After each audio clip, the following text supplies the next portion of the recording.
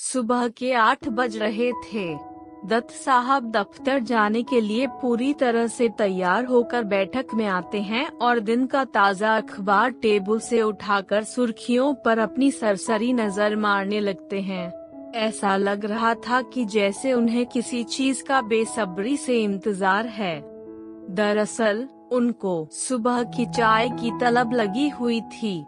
वे रोज सुबह चाय की चुस्की अखबार में छपे ताज़ा तरीन खबरों के साथ ही लिया करते थे और पिछले 30 बरस से इस क्रम का कोई परिवर्तन नहीं हुआ था। इसी समय घटनास्थल पर दो चीजें लगभग एक ही साथ होती हैं। दत्त साहब का अर्दली अब्दुल उनका जूता चमकाकर ले आता है और चुपचाप उनके पैरों के पास लाकर रख देता है।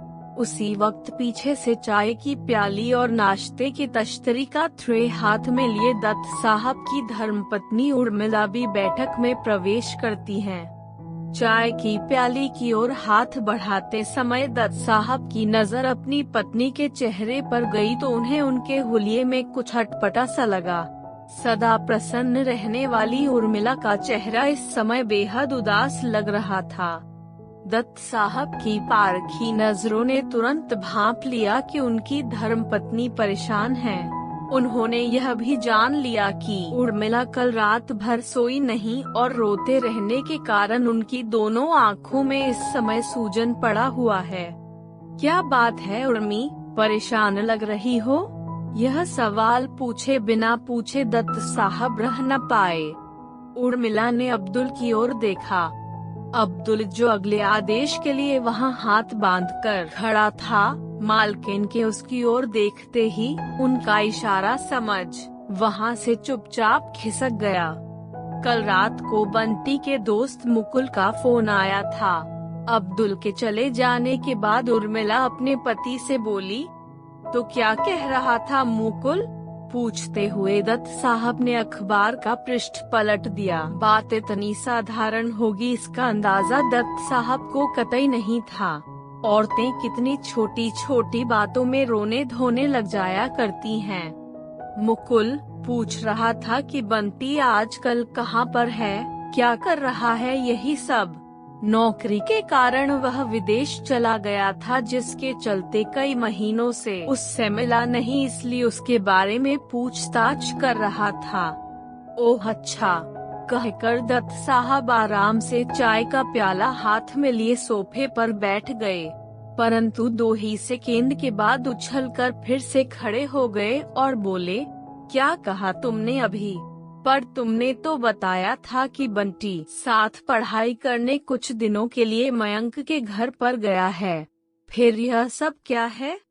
हाथ से माथा पीटकर उर्मिला जी धम से सोफे पर बैठ गई और बोली, मेरी तो कुछ समझ में नहीं आ रहा है सौरभ, हमारा बंटी सही सलामत होगा ना?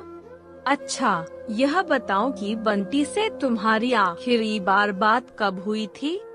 परसों। उस समय वह तुमको कैसा लगा था? हैरान परेशान था क्या? नहीं, बल्कि वह तो खुश लग रहा था। बहुत हंस हंस कर बातें कर रहा था मुझसे। कह रहा था कि हमें मिस करता है।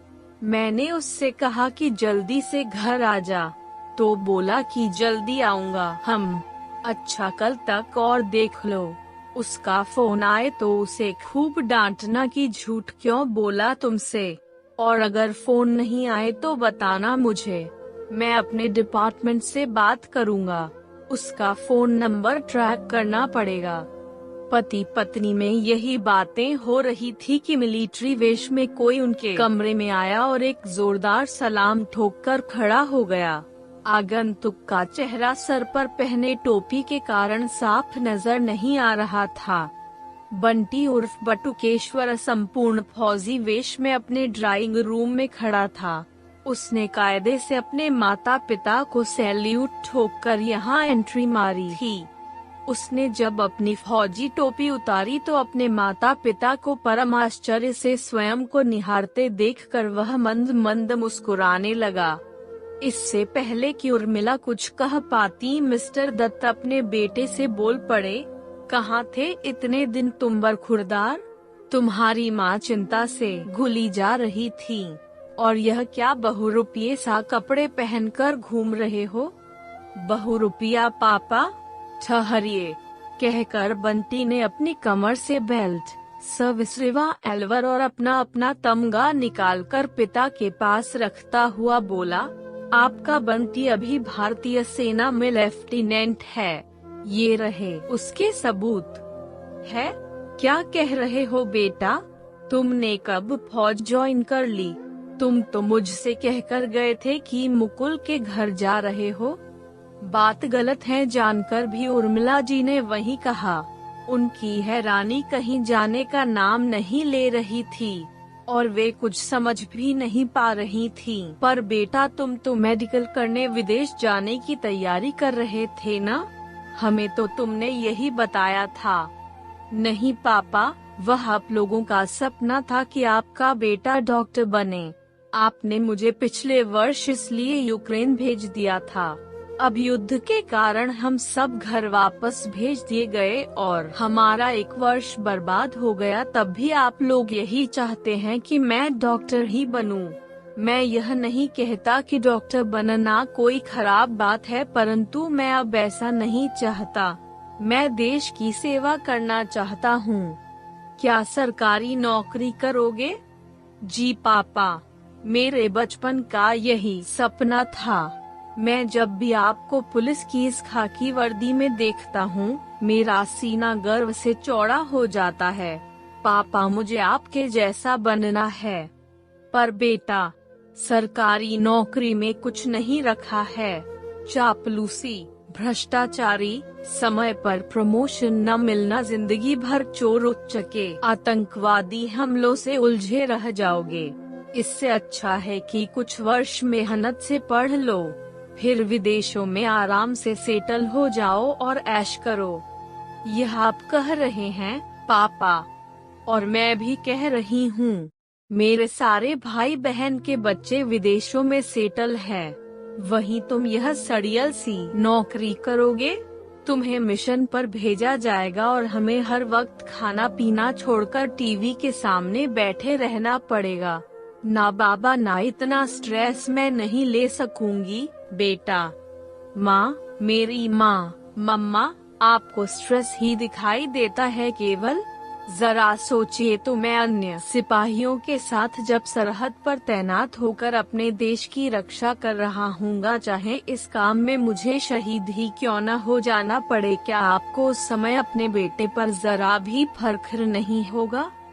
शुभ शुभ बोलो बेटा, मेरी तो तुम एक ही औलाद हो। मैं तुम्हारे बिना कैसे जी पाऊंगी? कहकर उर्मिला रोने लगी।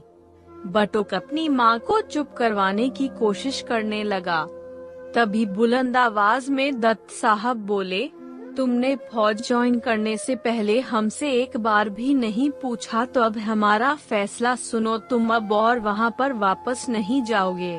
तुम अगले महीने अमेरिका जा रहे हो। बस मैंने सारी बंदोबस्त।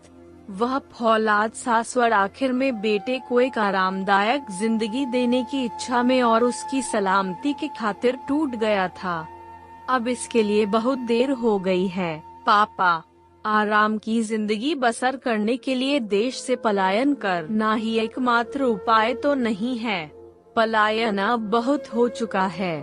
सब लोग यूं ही भाग जाएंगे तो मेरे देश का विकास कैसे होगा?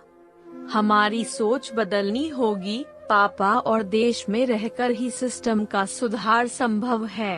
आप कह रहे थे न, भ्रष्टाचार आदि, हम महज सिस्टम की निंदा ही तो करते रहते हैं, उसे सुधारने की कोशिश क्यों नहीं करते पापा? पापा, यदि आप मेरे लिए आराम की जिंदगी चाहते थे तो कम से कम मेरा नाम बटुकेश्वर दत्त तो न रखते। अब यह परिचय जब मुझे आप लोगों ने दिया ही है तो उस नाम की मर्यादा भी रखने दीजिए।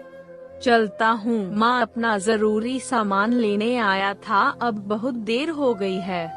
मेरे खून में देशभक्ति है, जीन्स में देश सेवा का नाम लिखा है। फिर अपने पापा की ओर देखकर वह हंसा और बोला, अब आप लोग चाहकर भी उसे मिटा नहीं पाएंगे।